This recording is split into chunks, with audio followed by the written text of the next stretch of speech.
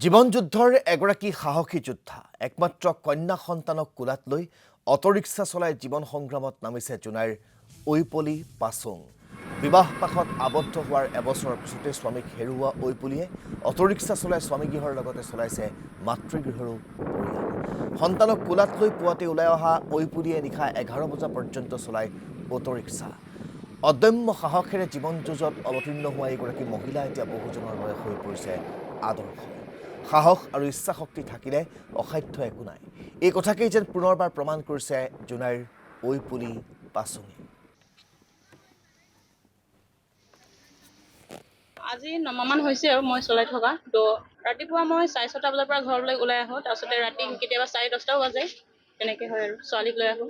থাকে লগত থাকে, তাইতো মোৰ সাহস হয়, তাই হ'লেহে ভাল লাগে গাড়ী চলাবলৈ, তাই নহ'লে ভাল নালাগে। মই চিলাপথাৰত বিয়া হৈছিলোঁ 1 নং ছ'চাইটি। তো মোৰ হাজবেণ্ড মই বিয়া হৈ এবছৰ 10 মাহ হোৱা দিনাখনেই ঢুকাইছে তেওঁ। তো এতিয়া মা দেউতাৰ লগতে আছোঁ। মোৰ দাদাই লৈছে, মোৰ কাৰণে ইনষ্টলমেণ্টকৈ লৈ দিছে দাদাই। মই অনুভৱ কৰিছোঁ যে কিছুমান মানুহে কয় যে এতিয়া কিছুমান ষ্টুডেণ্টে উঠিছে, তেতিয়া মোক কৈছে তুমি চলাব জানা জানো? মই কৈছোঁ কিয় নোৱাৰিব, ছোৱালী মানুহ হ'লেও পাৰিবা যদি তোমাৰ সাহস আছে। উপাৰ্জন তেনেকৈ আপোনাৰ যদি ভালকৈ হয় তো আপোনাৰ কেতিয়াবা 1500 টকাও বাচে, কেতিয়াবা 1000 তেনেকৈ বাচে আৰু। মই মহিলাসকলক এইটোৱে আহ্বান জনাইছোঁ যে আমি মহিলা বুলি একো ভয় কৰিব নালাগে। আমাৰ যদি মনত সাহস থাকে আমি চব কৰিব পাৰি।